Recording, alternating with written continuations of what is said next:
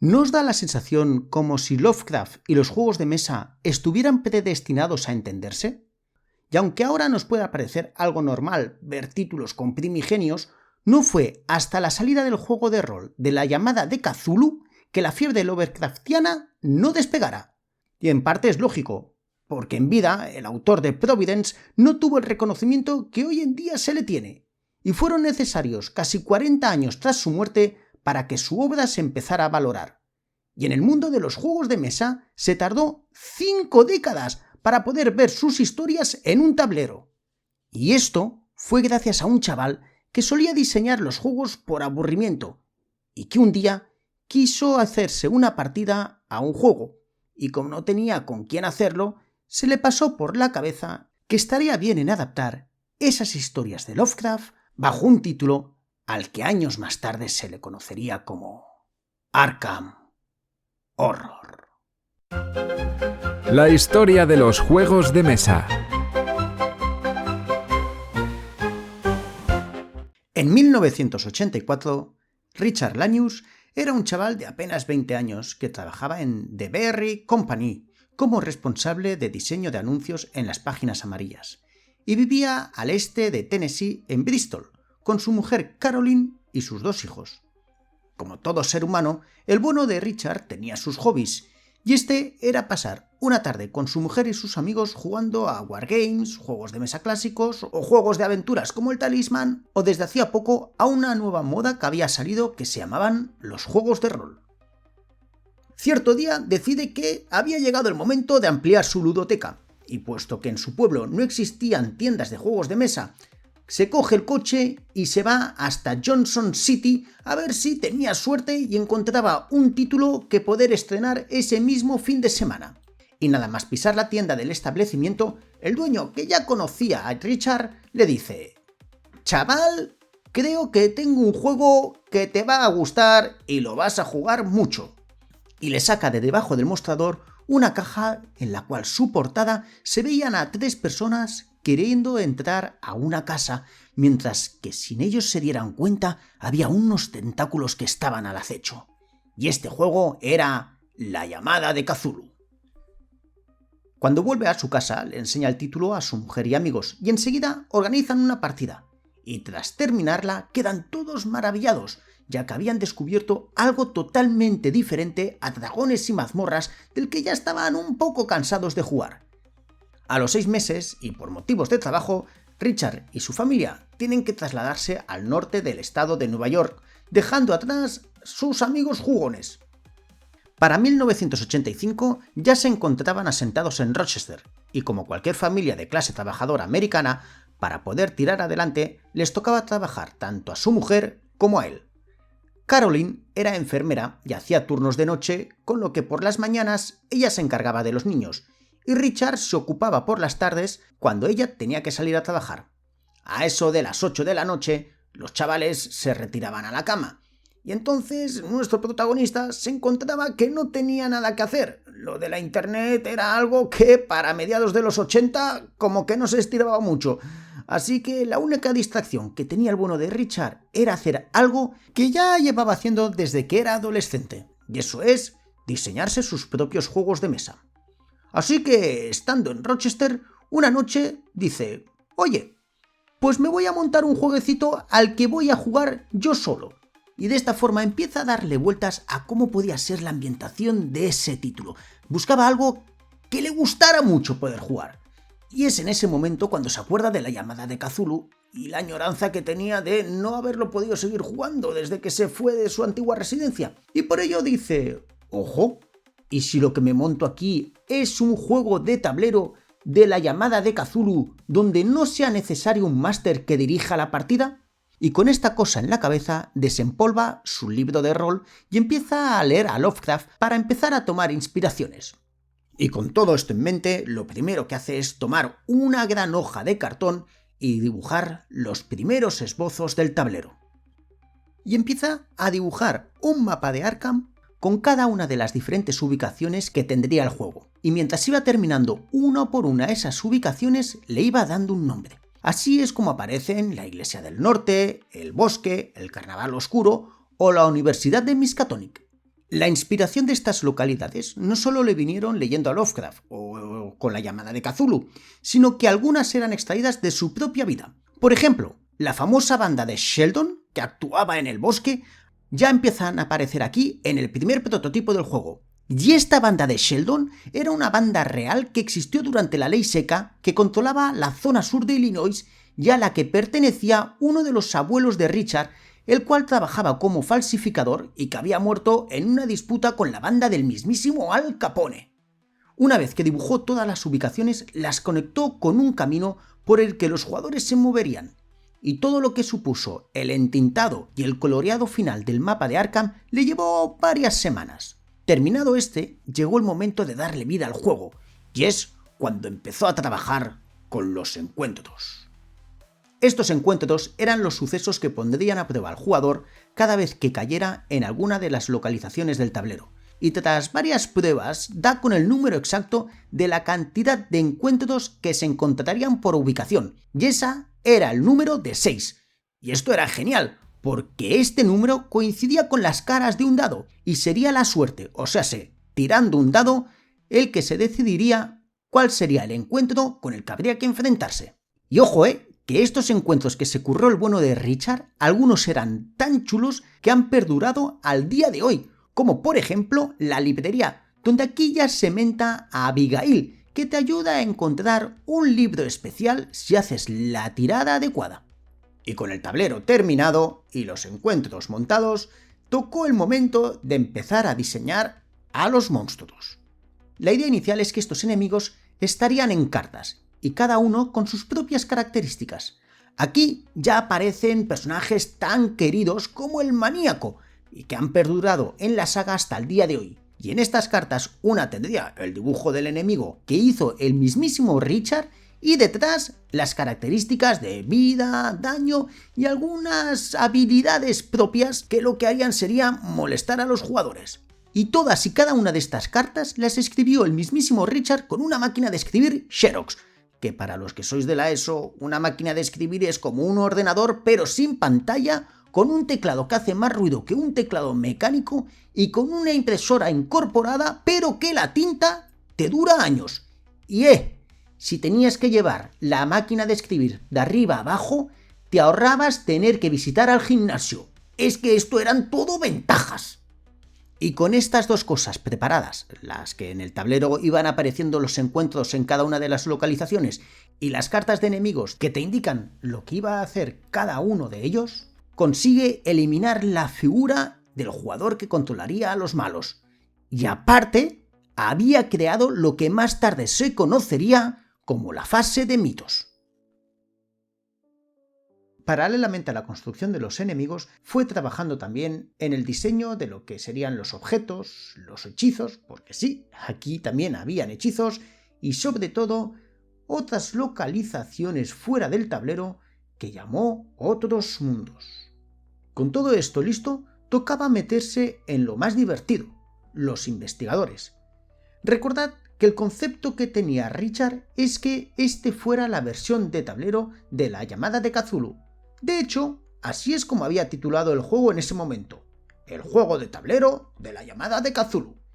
Y es por ello que sus personajes tenían que ser algo más que simples fichas con nombres. A estos los nombró investigadores y les otorgó unos puntos de fuerza y cordura, que funcionarían de la misma forma que el juego de rol. Los puntos de fuerza indicarían la vida del investigador y los efectos que tendría cuando un encuentro te pidiera hacer una tirada de puntos de fuerza. Y en el juego de mesa, en caso de que tú perdieras todos los puntos, el jugador sería trasladado al hospital donde empezaría de nuevo. Por otro lado, los puntos de cordura miden la estabilidad mental del investigador y refleja los efectos mentales de enfrentarse a los horrores de los mitos de Cthulhu. Para ello se tiraría un dado y dependiendo del resultado podrían pasar cosas peores o mejores. Por ejemplo, si la tirada es mayor que la cordura actual del investigador, este pierde la cantidad de puntos de cordura indicados. ¿Y qué pasaba si te quedabas sin puntos de cordura?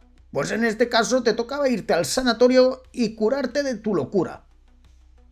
Aparte, cada uno de los diferentes investigadores tendrían unas habilidades propias de lucha, velocidad, conocimiento y sigilo. porque Richard lo que estaba buscando es que cada uno de los personajes fuera completamente diferente. Así el jugador tendría la sensación de que, dependiendo con qué investigador juegue, la partida sería de una forma u otra. El primero de todos los investigadores que hizo fue Joe Diamond, un intrépido detective que se topa con un misterio que escapa a su comprensión, pero que se siente obligado a explorar. Este Joe era la visión que tenía el mismo Richard del típico detective de los años 20, y como tal sus características estarían más pensadas en jugadores más brutos, por así decirlo. Tras Joe, el siguiente personaje que hace es Jenny Barnes, una aficionada rica y algo malcriada con un gran deseo de aventura. Para esta se inspiró en una compañera de trabajo que pertenecía a una familia con mucho dinero y que en el día a día se podía decir que lo hacía lo mejor que podía. Y curioso esto de Jenny, porque para Richard es su personaje favorito, a la postre, de que lo considera como un amuleto de buena suerte y en el que, según él mismo dice, no puede haber un juego de Cthulhu sin que aparezca Jenny.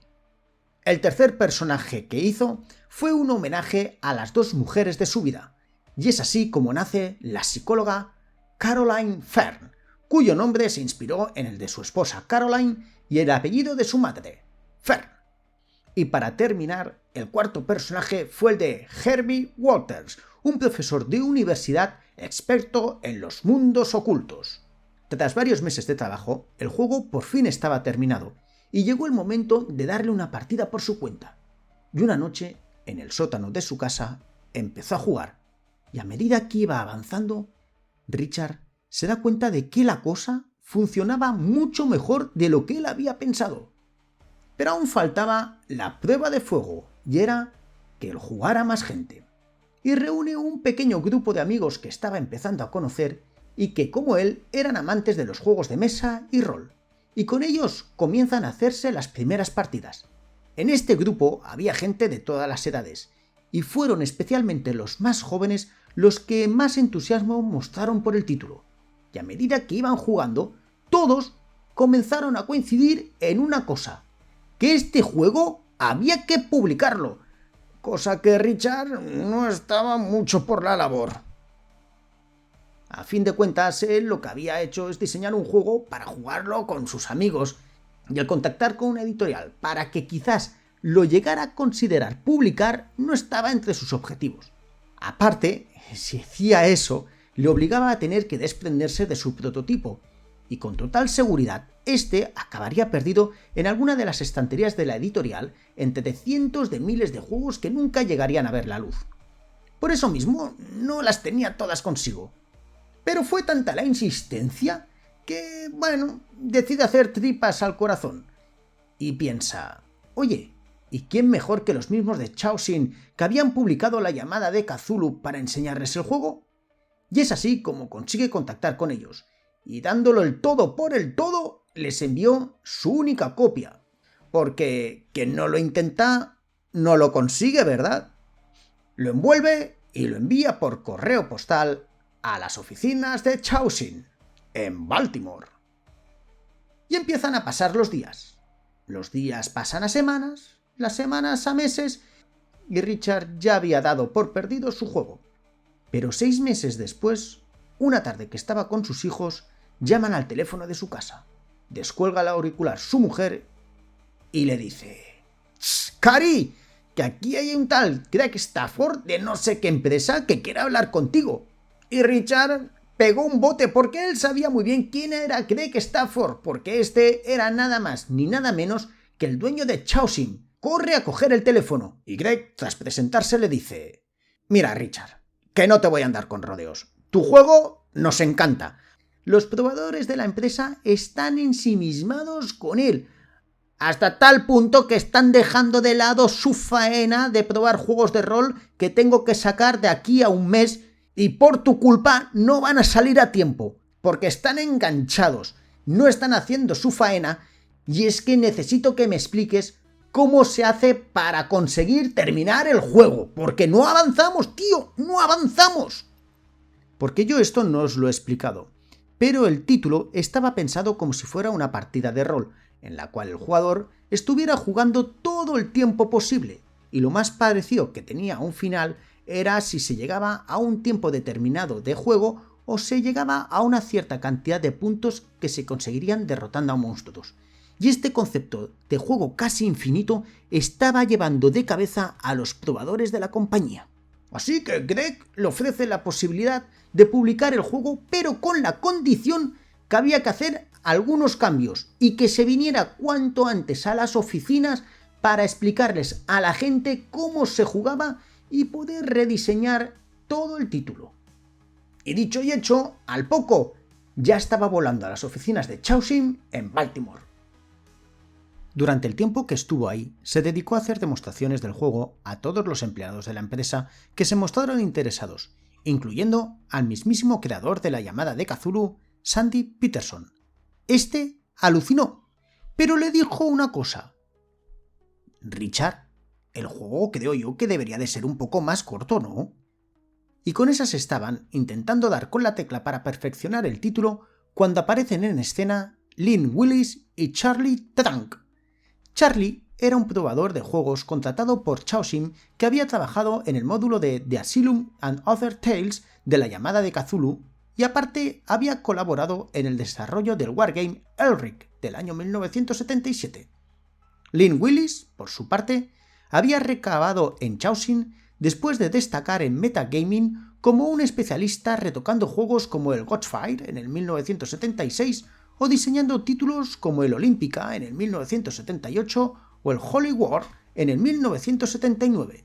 En Chaosium se hizo un nombre al ayudar a Greg Stafford en refinar las reglas del RuneQuest y escribió la campaña Las Máscaras de Nyarlathotep en el 1984 para la llamada de Cthulhu. Cuando Lynn y Charlie, que por cierto eran grandes amigos, se enteran de que estaba Charlie haciendo demostraciones del título, se acerca y le piden que les destripe todo el juego, y tras varias partidas llegan a la misma conclusión que habían llegado todos: es que el título necesitaba un final. Y les gustó tanto, pero tanto, que pidieron a los directivos de Chaosium poder ayudar en el rediseño del juego. Y una vez dentro del proyecto, se ponen manos a la obra para buscar la forma de encontrar la solución al problema de darle una finalidad al título. Y hablando con Richard, este les comenta que estaba mirando de implementar un concepto que había leído en el libro de los mitos de Cthulhu de Brian Lumley, y es la del portal dimensional que se abre en Inglaterra cerca del muro de los ladrones y necesita que se cierre para que no entren cosas. Y esta idea les parece tan interesante que deciden trabajar sobre esta. Y entre los tres llegan a la conclusión que los investigadores podían hacer esto mismo en el juego, y que lo de cerrar los portales podía ser la meta de este. Y la solución la encuentran la mar de fácil. La idea sería que uno de los jugadores tiraría 2 dados de 6 caras, y dependiendo del resultado aparecería un portal en alguna de las 11 localizaciones que habría en el tablero, que serían la casa rechazada, el carnaval oscuro, el faro, la playa del diablo, el cementerio, la roca del fundador, la cabaña del crepúsculo plateado, el bosque, el lago de Miskatonic, la cabaña de Harney Jones y la cueva negra. Aparte, si la tirada fuera de un 7, no solamente habría que abrir un portal en la ubicación indicada, sino que además aparecería un monstruo en cada una de las ubicaciones que tuviera un portal cerrado. A esto se le añade el contador de perdición, y por cada portal que se fuera abriendo, el contador subiría en 1, y al llegar a 14 los jugadores pierden. Y para poder equilibrar esto, pues cuando se cierra un portal, pues se reduce el contador de perdición en 1. Y con este simple cambio, solo con esto, ya habían logrado encontrar la solución a su gran problema, porque el juego al fin tenía un final. Otro de los cambios que se llevaron a cabo fue sustituir las cartas de enemigos por tokens. Y esto fue más idea de Chaosium, porque lo que ellos querían es que el juego saliera a la venta a un precio muy reducido. El juego iba a ser parte del lore de la llamada de Cthulhu, y como Sandy Peterson había escrito una especie de biblia con varios personajes y enemigos, el equipo liderado por Richard pudo tomar de esta varias cosas que luego se vieron en el juego final. La misma empresa aconsejó importar personajes de la llamada de Cthulhu al juego, y fue de esta forma como llegaron Mandy Thompson, Vincent Lee, Gloria Goldberg y especialmente Monterrey Jack. Especialmente con Monterrey, la empresa fue muy insistente en que apareciera en el juego de mesa. Y como en los personajes originales, a cada uno de estos se les asignaron unos valores propios. Aparte, a cada uno de los investigadores se les da un color, y ese color coincidiría con una ficha estilo peón de ajedrez que sería la que usarían los jugadores para moverse por el tablero. Y aunque había mucho interés por parte de Christian Petersen en que los dos juegos, tanto la llamada de Cthulhu como el juego de tablero, estuvieran relacionados entre sí, la verdad es que Richard no estaba muy por la labor de darle un trasfondo a su producto, y se limitó a decir que los investigadores habían llegado a la ciudad de Arkham para relajarse después de haber abordado algunos conflictos. Y ya que estaban, oye, que les gustó esto de lo de la ciudad de Arkham. Y se decidió cambiar el nombre del juego al de Arkham Horror. Y esto de Arkham lo supo aprovechar muy bien Steve Purcell. Steve fue al que se contrató para que hiciera un entintado nuevo de todo el mapa. Y entre tantos detalles que puso, estaba ahí ese letrero de Bienvenidos a Arkham, que le daba así un toque más dicharachero, por decir algo. Y como estaba metido en todo tema del tablero, por orden de Richard, también dibujó encima del mapa las 8 localizaciones de los otros mundos que se visitarían al traspasar los portales. Y estas iban a ser Chugoth, Rilet, el Abismo, la otra dimensión, la ciudad de la Gran Raza, la Tierra de los Sueños, el Salón Celeano y la Meseta de Lang. Otro de los miembros del equipo artístico fue Ron Lemming, que se encargó de las ilustraciones. Y ojo con este tema de las ilustraciones, que aquí vete a saber el motivo. Ron dibujó algunas, pero no todas, ya que cuando llegó el Arkham Horror a las tiendas, Richard se dio cuenta que muchas de las ilustraciones eran las que él mismo había hecho en aquel prototipo en el sótano de su casa. Pero posiblemente el nombre más potente de todo este equipo de arte fue Tom Sullivan. Y quizás, si a ti te gusta el mundo del cine, te suene algo este tal Tom, y es que había sido el responsable de los efectos especiales de la mítica Evil Dead, y había trabajado en los conceptos de los monstruos de la llamada de Cthulhu, y la gente de Chaosium lo designó como responsable del arte del juego. Y este fue el que tuvo la idea de hacer estas siluetas que estáis viendo en diferentes fotos que os voy poniendo, y de las cuales él pintó algunas junto con la ayuda de Lisa A. Free.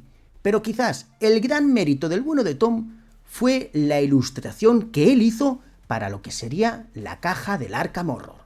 Por otro lado, recordad que Chaosium era una empresa dedicada a los juegos de rol, y estaban acostumbrados a que sus productos fueran de coste muy reducido. Ya os he hablado cómo eso hizo que no se utilizara el concepto inicial de Richard en que los enemigos estuvieran en cartas, y estos se pasaron a unos tokens cuadrados. Pero no fueron los únicos cambios que hubieron. El dinero era de papel, y las cartas de objetos y hechizos eran muy pequeñas, y la de los personajes venían en unas cartulinas perforadas que tenías que separarlas con mucho cuidado antes de empezar la partida, porque como se te fuera la mano, era muy fácil que se te rompieran. Y el arte de las cartas que no se habían aprovechado de las de Richard fueron importadas del juego de rol. Todo esto para ahorrarse las pelas. Y fue esto de querer aprovechar imágenes de otro juego para ahorrarse unas pelas lo que a día de hoy es imagen de la saga, el que tanto personajes como algunas imágenes se vieran en diferentes productos, todos dentro de la misma serie de los Arkham Files de Fantasy Flight Games. Pero quizás el componente que más se resintió de esta reducción de costes fue el tablero, que aparte de ser pequeño para todo lo que era el juego, se imprimió en un cartón de una calidad bastante más baja de lo que se tenía costumbre. Y era de tan baja calidad que con el tiempo, de tanto abrirlo y cerrarlo, quedaba bombado del centro. Y la caja, madre mía la caja. La caja era mucho más estrecha que las convencionales y todos los componentes encajaban al dedillo dentro de esta. Eso sí, la imagen de la portada era sensacional y al final hay que reconocer que es un producto bastante llamativo para cuando llegó a las tiendas. Y es que chocaba verla ahí en la estantería, porque parecía más un título de rol que no un juego de mesa de aventuras como podía ser el Talismán. Y con todo esto listo, y tras casi un año de producción, en 1987 se lanza el Arkham Horror en las principales tiendas de Estados Unidos al precio de $25. Por cierto, salió con erratas. El juego, a pesar de no ser muy promocionado por parte de Chaosium, sí que es verdad que quienes se acercaron a este quedaron sorprendidos, puesto que se encontraron con un concepto poco visto, y era el juego de aventuras cooperativo. Hasta la fecha, ver un juego donde todos los jugadores deben de enfrentarse al juego y que todos ganarían o perderían a la vez era una cosa rara. El Scotland Yard del año 1983 de Ravensburger había adoptado la idea de que por un lado estaría el jugador que hace de Mr. X y por otro estarían el resto de jugadores que competirían contra él. Esto más o menos era parecido. Pero es que había otro concepto, y era el solitario. Los juegos de mesa de un jugador, la verdad es que no había tantos. Sí que es verdad que en el 1983 había salido el Wargame Ambush, de la editorial Victory Games, pero no había cuajado del todo. Y fue posiblemente este Arkham Horror el primer juego de mesa que supo combinar estos dos conceptos de forma satisfactoria. Un juego de aventuras, cooperativo y que podías jugar también en solitario. Pero por desgracia, el juego no acabó de calar en la mayoría de la gente. La falta de promoción por parte de la empresa hizo que muchos no entendieran lo que era esto del Arkham Horror, y algunos veían en este más una extensión de la llamada de Cthulhu que en un juego independiente. Quizás el mercado no estaba preparado para un concepto tan extraño. Pero ojo, que no estoy diciendo que el juego no gustara, sino que el boca a boca esta vez no hizo su faena. Y no se puede considerar que Arkham Horror fuera un mega éxito de ventas. La prensa especializada, aunque poca, algunas palabras le dedicaron. En la revista Magazine, Matthew Costello declaró: «Los buenos juegos de terror son realmente raros. Cientos de juegos se dedican a la búsqueda de dinero, las guerras o trivialidades, pero las casas encantadas y los espíritus espantosos son esquivos. Arkham Horror es un juego de mesa basado en el elegante y galardonado juego de rol La llamada de Cthulhu. Ambos juegos se inspiran en las historias de terror ricamente atmosféricas de H.P. Lovecraft, y al igual que en Cthulhu, los jugadores asumen el papel de investigadores en la década de los años 20, buscando seres de otros mundos que pretenden nada menos que la destrucción de la sociedad humana. Arkham Horror también se juega como juego en solitario, pero te sugiero que trabajes con un buen grupo de jugadores. El juego es muy divertido». En la revista Tatagon, en su número 168, Ken Roslott lo calificó como primera opción para un juego de mesa con aires de juegos de rol de fantasía. Tiene todo lo que busco en este sentido, y si ven una copia de esta joya, cómprenla. Punto final. Pero siempre había alguien que tenía que dar la nota, y estos fueron los de la revista francesa Jeux et Stratégie, que ni cortos ni perezosos sueltan lo siguiente en su número 7 de mayo de 1990.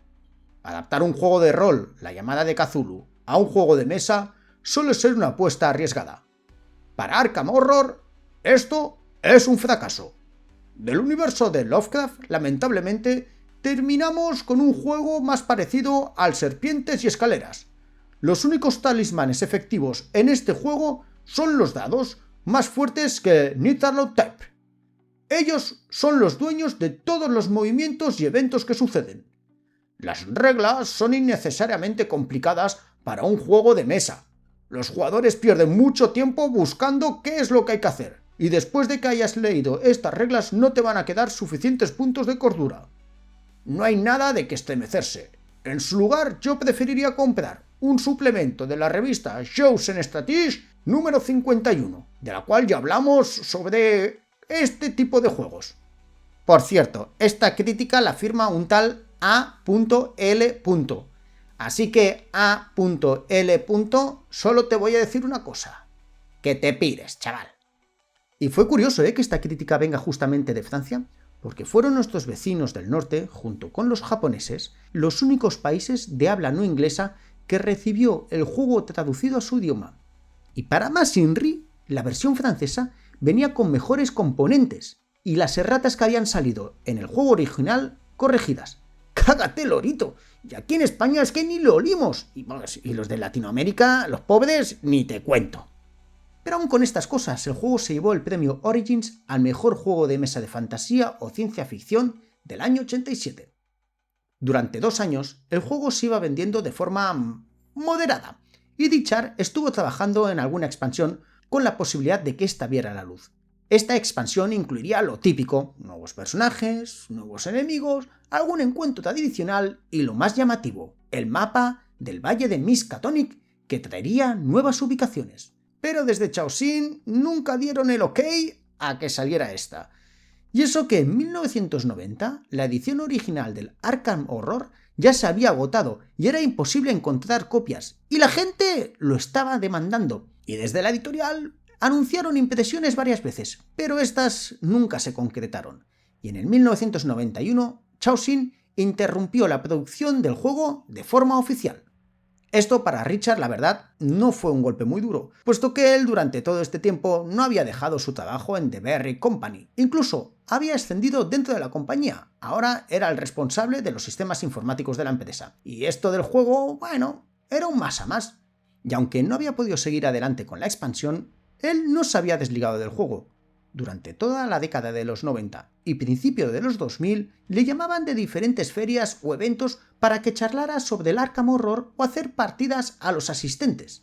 Y como la profesión se lleva por dentro, en el 2002 le da, por alguna razón desconocida, desempolvar la primera edición del Arkham Horror de la estantería de su casa y empezó a pensar en qué sería del juego si le hiciera un rediseño. Como de costumbre, decidió empezar con un nuevo tablero.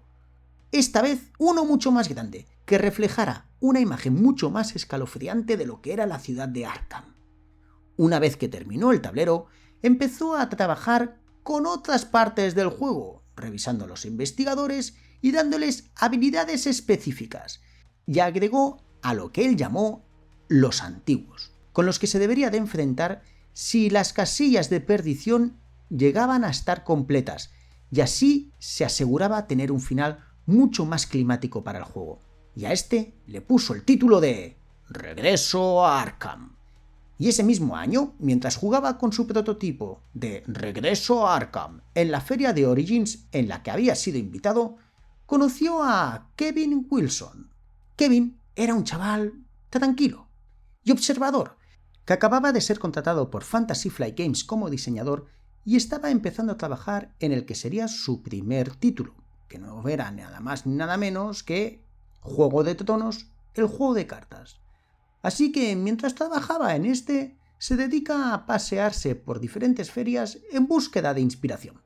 Y en el momento en que se cruzó este Regreso a Arkham por su camino, enseguida se interesó mucho. Y es que a fin de cuentas, Kevin era un fanático del Arkham Horror original, y cuando vio este nuevo concepto en el que estaba trabajando Richard, su mente voló y empezó a hacerle preguntas sobre todo lo que trataría el juego. Y enseguida, entre los dos, nació un feeling tan grande que se hicieron muy buenos amigos. Y fue en ese momento del 2002, en esa feria de Origins, donde dicho encuentro sería el inicio de lo que en un futuro se convertiría en uno de los mejores juegos de la historia, y el origen de una saga de títulos que a día de hoy los fanáticos de los juegos de mesa asocian con calidad y diversión. Pero de este juego ya os digo yo que tocará hablar en otro momento, porque este vídeo estaba dedicado a la historia del Arkham Horror primera edición.